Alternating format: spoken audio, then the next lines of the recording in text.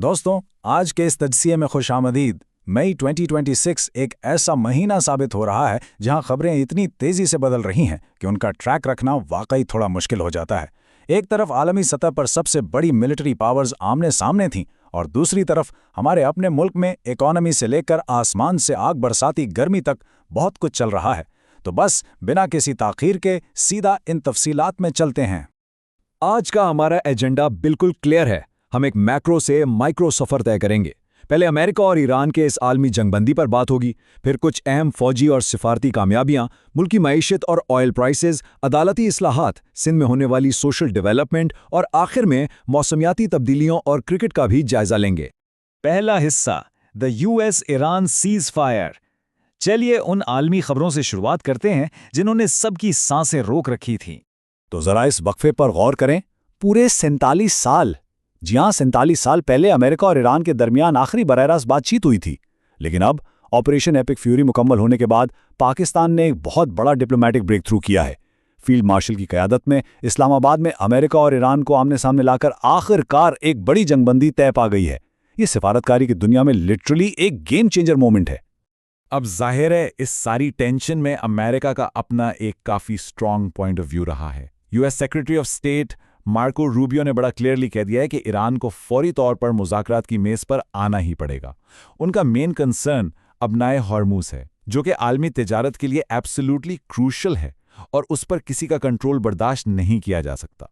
साथ ही ये बात भी सामने आई कि पाकिस्तान और सऊदी अरबिया की दरख्वास्त पर सदर ट्रंप ने प्रोजेक्ट फ्रीडम रोक दिया, जो कि खित्ते के अमन के लिए एक अहम कदम था। और हाँ, रूबियो ने इस तनाव का सारा मलबा हिज़्बुल्लाह पर डाला है।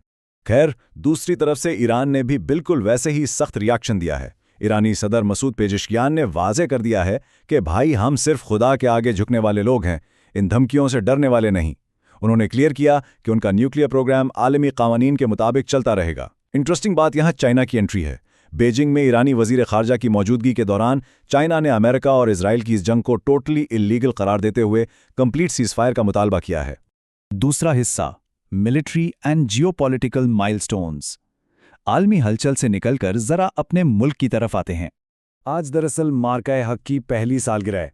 अगर हम पिछले साल याद करें तो नाकाम ऑपरेशन सिंदूर के जवाब में हमारी आर्म फोर्सेस ने दुश्मन को लिटरली सिर्फ 4 घंटे में डिफीट कर दिया था। इस मैसिव कामयाबी को सेलिब्रेट करने के लिए 8 और 9 मई की शब लिबर्टी चौक पर एक बड़ा कॉन्सर्ट भी हो रहा है। साथ ही ह्यूमन राइट्स वायलेशंस, स्पेशली पड़ोसी मुल्क की जानिब से बच्चों की शहादतों को इंटरनेशनल कोर्ट ऑफ जस्टिस ले जाने की आवाज़ें भी अब काफ़ी तेज़ हो गई हैं। और कश्मीर और पाकिस्तान का मसला तो ऑब्वियसली हमारी टॉप प्रायोरिटी पर है ही।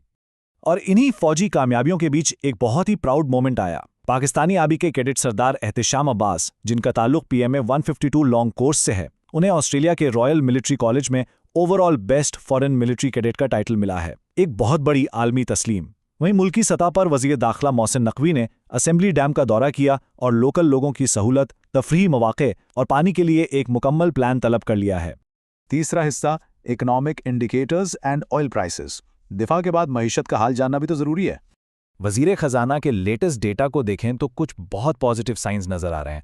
सोचिए कि सिर्फ अप्रैल के महीने में 24,000 नए इन्वेस्टर्स मार्केट में एंटर हुए हैं और रफली $1.2 बिलियन की इजाफी लिक्विडिटी सिस्टम में आई है। हुकूमत का टारगेट इस वक्त बिल्कुल क्लियर कट है। करंट अकाउंट का तवाज़न बेहतर करना और प्राइवेटाइजेशन को आगे बढ़ाना, ये वो मूव्स हैं जो लॉन्ग टर्म में आवाम की माली परेशानियों को वाकई कम कर सकते हैं। लेकिन यहाँ एक बहुत बड़ा चैलेंज खड़ा है। इंटरनेशनल ऑयल मार्केट इस वक्त आसमान से बातें कर रही है। लंदन ब्रेंट क्रूड $102 फी बैरल और टेक्सास क्रूड $94 क्रॉस कर चुका है। हम सब जानते हैं कि जब दुनिया में तेल महंगा होता है तो उसका असर हमारी रोज़मर्रा की ग्रोसरी से लेकर ट्रांसपोर्ट तक हर चीज़ पर पड़ता है। तो इस आलमी प्रेशर को मैनेज करना हमारी इकोनॉमी के लिए एक बहुत बड़ा टेस्ट होगा।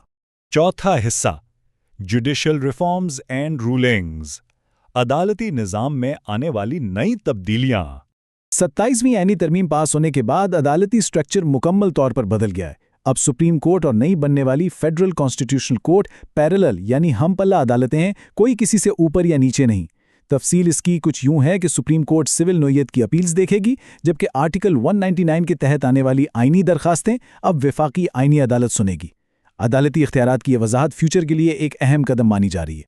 عدالتی سسٹم کے اس میکرو ویو کے ساتھ ساتھ دو اہم مقدمات بھی کافی ان فوکس ہیں۔ اسلام آباد ہائی کورٹ میں بشرا بیوی تک ذاتی معالج کی رسائی کے کیس میں اڈیالہ جیل کے سپرنٹینڈنٹ کو پرسنل کیپیسٹی میں دوبارہ طلب کیا گیا ہے۔ وہیں دوسری طرف سندھ میں BRT ریڈ لائن پروجیکٹ پر عجیبی صورتحال ہے۔ سندھ ہائی کورٹ نے ٹھیکیدار کا دفتر سیل ہونے پر کافی سخت کوشچنز اٹھائے ہیں۔ 6 سال ہو چکے ہیں اور ڈیزائن چینجز ابھی تک فائنل نہیں۔ یہ دیر اور تاخیر وہاں کے عام شہریوں کے لیے ایک عذاب بن چکی ہے۔ 5واں حصہ، Sindh development and social aid. اب کیونکہ بات سندھ کی ہو رہی ہے تو وہاں کی ایک کافی اہم ڈیولپمنٹ دیکھتے ہیں۔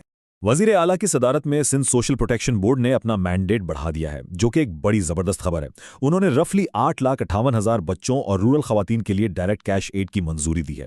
ان کا فوکس کراچی اور حیدرآباد کے پسماندہ علاقوں پر ہے تاکہ ہیلتھ، نیوٹریشن اور مالی استحکام لایا جا سکے، اور اس پروگرام کو مزید ٹھوس بنانے کے لیے گیٹس فاؤنڈیشن کی فیزیبلٹی اسٹڈی کو بھی گرین لائٹ مل چکی ہے۔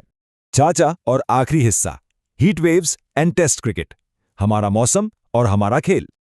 کلائمیٹ چینج بس باتوں کی حد تک نہیں رہا، آگ برساتی ہیٹ ویو کی شکل میں ہمارے سامنے ہے۔ 8 سے 11 مئی تک اپر اور سینٹرل سندھ میں ٹیمپریچر قیامت ڈھانے والا ہے۔ دادو اور جاکب آباد میں 49 ڈگریز تک پہنچنے کا الرٹ ہے۔ شہید بے نظیر آباد اور سکر بھی 47-48 ڈگریز پر جل رہے ہیں۔ اس ایکسٹریم اور خطرناک ویدر کی وجہ سے اس ہفتے ہونے والی سندھ گیمز کو بھی مجبوراً پوسٹ پون کرنا پڑ گیا ہے۔ لیکن ایک میدان جہاں ہیٹ کے باوجود ایکشن رکنے والا نہیں، وہ ہے کرکٹ کا میدان۔ جمعہ سے ڈھاکہ میں پاکستان اور بنگلہ دیش کا پہلا ٹیسٹ میچ شروع ہو رہا ہے۔ فاسٹ بولر شاہین افریدی نے کلیئرلی کہا ہے کہ ٹیم کا پورا فوکس اس وقت ورلڈ ٹیسٹ چیمپئن شپ جیتنے پر ہے۔ ان کا ماننا ہے کہ جب ٹیم ٹیسٹ کرکٹ میں سالڈ پرفارم کرے گی تو ODI اور T20 کے ریزلٹس بھی خود ہی بہتر ہو جائیں گے۔ تو ان تمام خبروں اور واقعات کو دیکھنے کے بعد ایک بہت ہی بنیادی سوال ذہن میں آتا ہے۔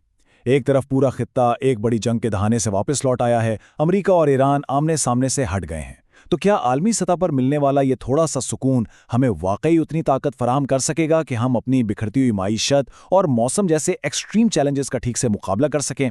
یا عالمی جنگ بندی کا فائدہ ہماری اپنی کرائسس کی نظر ہو جائے گا؟ یہ وہ اہم سوال ہے جس پر ہم سب کو آنے والے دنوں میں غور کرنا ہے۔ اس تجزیے کے لیے آج بس اتنا ہی، اپنا خیال رکھیے گا۔